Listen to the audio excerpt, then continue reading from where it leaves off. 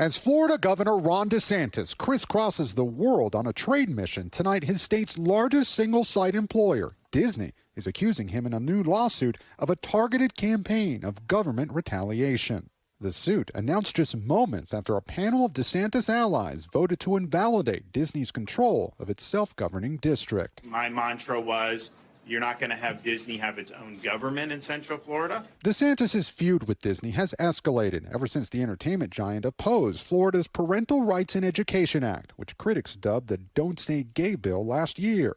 It banned classroom instruction of sexual orientation and gender identity. Tonight, DeSantis' office says the lawsuit is yet another unfortunate example of their hope to undermine the will of the voters and operate outside the bounds of the law. But some prominent Republicans like Nikki Haley taking Disney's side. If Disney would like to move their hundreds of thousands of jobs to South Carolina and bring the billions of dollars with them, I'll let them know. I'll be happy to meet them in South Carolina. While former President Donald Trump has also slammed DeSantis for picking a fight with Mickey Mouse. You're welcome, Ron. Trump's campaign also blasting the governor's overseas travel, releasing this calendar graphic showing the days DeSantis has been away from Florida, arguing he's campaigning for president on the taxpayer's dime. They keep saying, oh, I think DeSantis can do okay with farmers. I don't think so.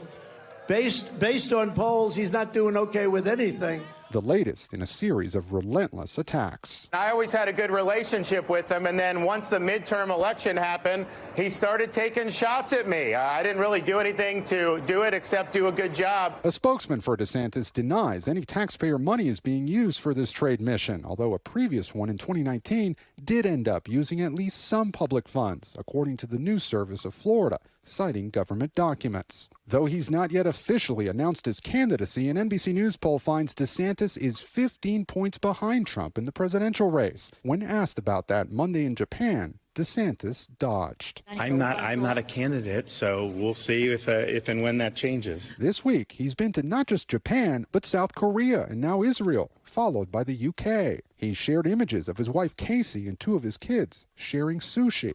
But the trip, some analysts say, is meant to bolster his foreign policy credentials after facing backlash for referring to the war in Ukraine as a territorial dispute. Well, I don't know what he's trying to do or what the goal is. Obviously, he doesn't deal with foreign policy every day as governor. DeSantis later clarified, calling Russian President Vladimir Putin a war criminal. Now, DeSantis is expected to meet with Israeli Prime Minister Benjamin Netanyahu on Thursday, a staunch ally of former President Trump. I imagine that every Israeli politician will try to stay out of it and will try to say that both of them are, of course, friends of Israel.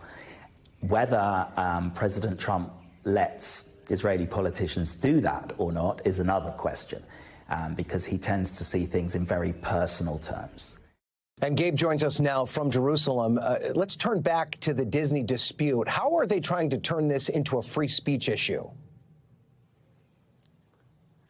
Well, Ryan, Disney says that the governor's actions are anti-business and unconstitutional, and that the company was simply being punished for expressing its opinion on state legislation. Now, Governor DeSantis is on this overseas trade mission, supposedly meant to attract businesses, and he's set to deliver a high-profile address here in Jerusalem tomorrow. But this trip is now being overshadowed back home by this culture war issue. DeSantis himself, though, has not commented on the lawsuit during this overseas trip, but his office says it is unaware of any legal right for a company to operate its own self-government or have special privileges.